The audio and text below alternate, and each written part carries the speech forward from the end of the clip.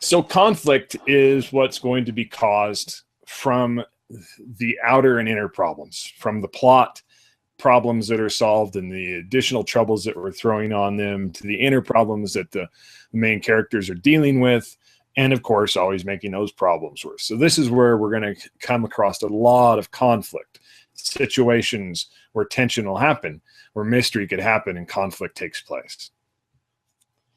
Yeah, I think and having for good conflict, your characters have to have, well, I hate sort of absolutes.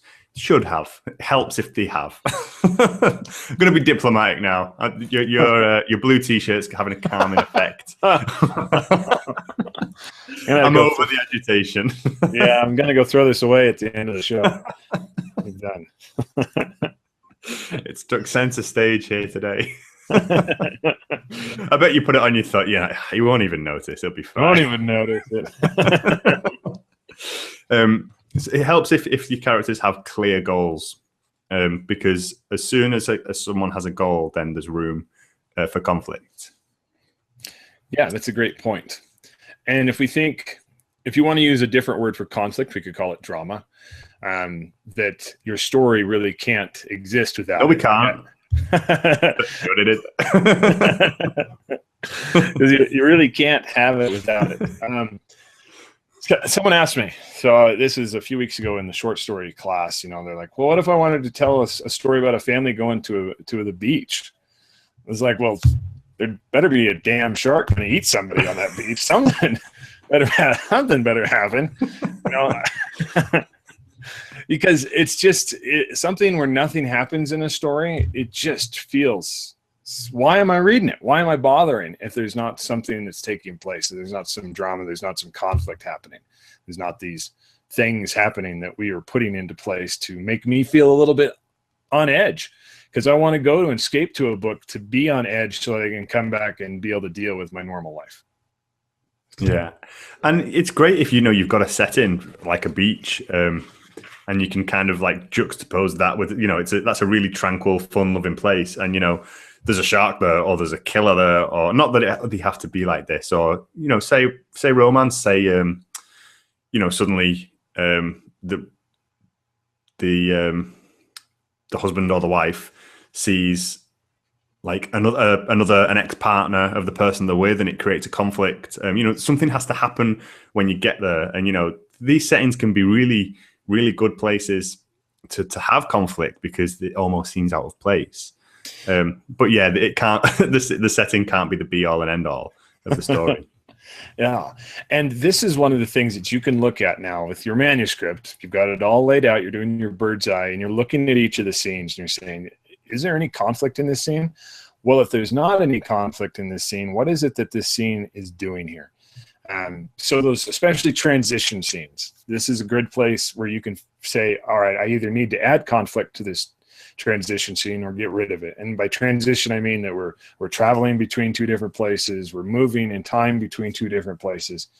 For some reason, a lot of authors' work that I read, they feel it necessary to stay in that close scene between the transitions, when really point A, something cool is happening, and point B or point C, something cool is happening. The transition in point B is not working. And so either that you add conflict to it, add tension to it, add mystery to it, or you remove it. Like that, I think you can honestly do this with every single scene. You look, is there mystery? Is there tension? Is there conflict? If there's not, why is it there? Yeah, and if you can answer that question, then there can still be arguments made for it being there, but definitely, yes, it's definitely a question to be asked, and you better have an answer. Yeah, because if you don't, we're coming over. And I'm going to have a black top on, and Cloud's going to have a blue top on.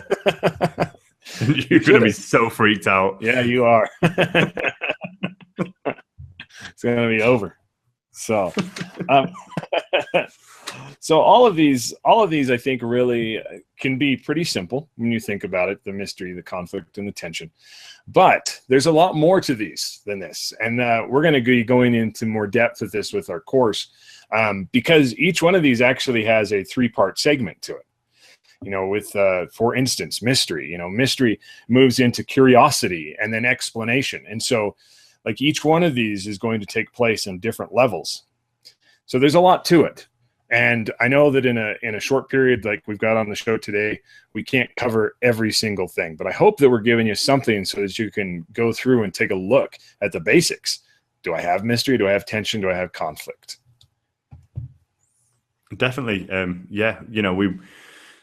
This is like, we've been kind of wanting to do this show for a while because of how important it is. Like you say, it's integral to every scene. So this is, but we wanted to do it justice. And when we started talking about how we were going to do it, we realized just how integral it is. And, that's why we wanted to kind of put the course together and put something really, really useful and valuable.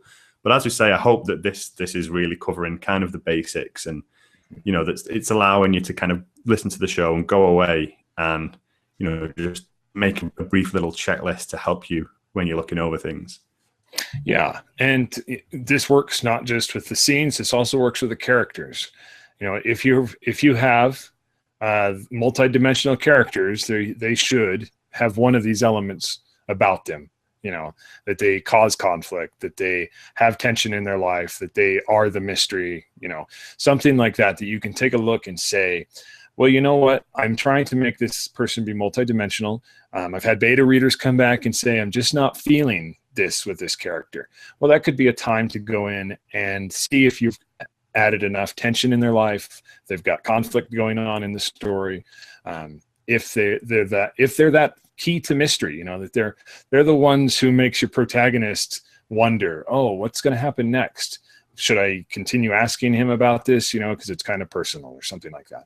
There's a lot of cool stuff you can do with it. I love writing and editing and just all this stuff. There's so much stuff you can do. And I know that it kind of feels overwhelming sometimes, but you just got to dig in and do it. Yeah. And that's just it. There are these tools and techniques that, they're not kind of a magic bullet to kind of fix anything, but they are there to be used. And, it does really help when you think about this stuff. And like you say, you can kind of think, about it with plot or with characters. I mean, you opened your wardrobe this morning and thought, which t-shirt is gonna invoke mystery, tension, and conflict. It's today's show. It's the blue one. That's the one that does it. So anything in your life really can invoke these aspects. That's how important. And I did want to say just another real tip that I missed off. If you do find that you're having a scene and there's a bit of exposition going on, characters are kind of just giving away a bit of backstory or details, and it's bogging it down. This can actually be a moment to use to your advantage. Whenever there's exposition going on, there's room for another character to disagree with what's being said. If you've just got one character talking and another character agreeing, that's potentially a bit of a boring scene. And you can use exposition as actually an opportunity to introduce conflict. Thank you for listening, and come back next week for more. Please visit thebookeditorshow.com for show notes, links to guests, books and extras, and for information on how to be a guest on the show.